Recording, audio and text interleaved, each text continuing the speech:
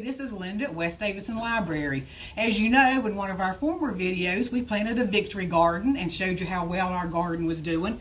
And some of the staff here got to talking about foods and rationing during World War II. And some of the things that were rationed, actually the first thing was rationed was tires, believe it or not.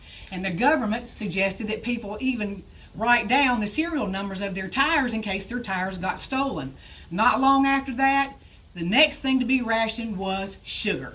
And so we got to talking about, much as I love to bake, you know, that's my thing is baking, how would you bake without sugar? Later on, they took all fats, like lard, butter, rationed that. So I got to thinking, wow, what would it be like if you baked without sugar and some of the fats? So what I baked for today is actually a mock apple pie, and it does use sugar.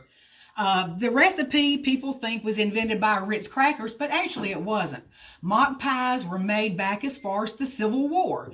And actually, Ritz came out with this recipe in the 1930s, but didn't put it on the boxes of their Ritz crackers until the 1960s. And basically, it does have sugar in it. So if sugar and lemon were rationed during World War II, it may not have been possible for people to actually make it without a sugar substitute.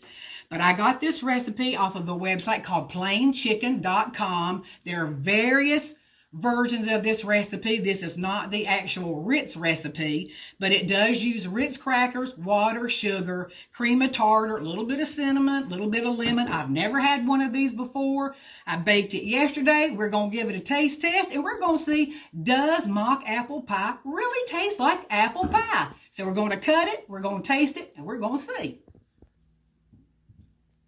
All right, so this is what the pie looks like. Now, some of the pies actually have another crust on the top, but I thought it would be better with the recipe that used the streusel topping. So I'm going to cut into it, and like I said, I baked it yesterday. Hopefully it'll come out of here without too much. It smells really good. Linda, it smells just like apple pie. Smells amazing, and it's probably going to fall all to pieces. You know how pie does, and there it goes, coming out.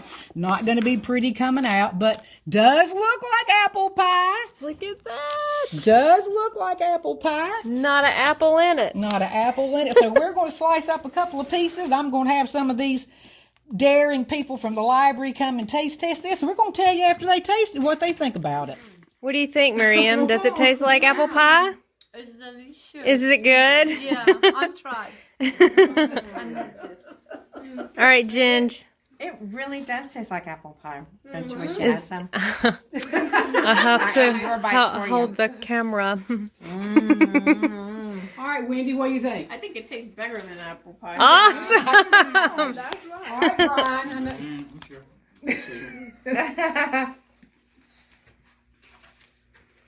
Good. Weird treat for me. I don't eat much sugar. I know, we're honored that you tested it for us. That was really convincing. I think I like this taste better. Yeah? Not usually. That's really fantastic. Not usually. All right, it's my turn. Oh, wow. Look at this. It looks just like apple pie. That is so good. Tastes just like apple pie, guys. That's what you're looking for. All right, let me finish So up. that's Yeah. Yes. All right, and the one thing about this pie is probably during World War II and the Depression, they wouldn't have actually made it with Ritz crackers because, believe it or not, Ritz crackers were more expensive than apples. So they would have made apple pie. And actually, nowadays, Ritz crackers are far more expensive than apples. But 5 out of 5 say tastes just like apple pie or better. So bake you up a mock apple pie and fool your neighbors. Bye.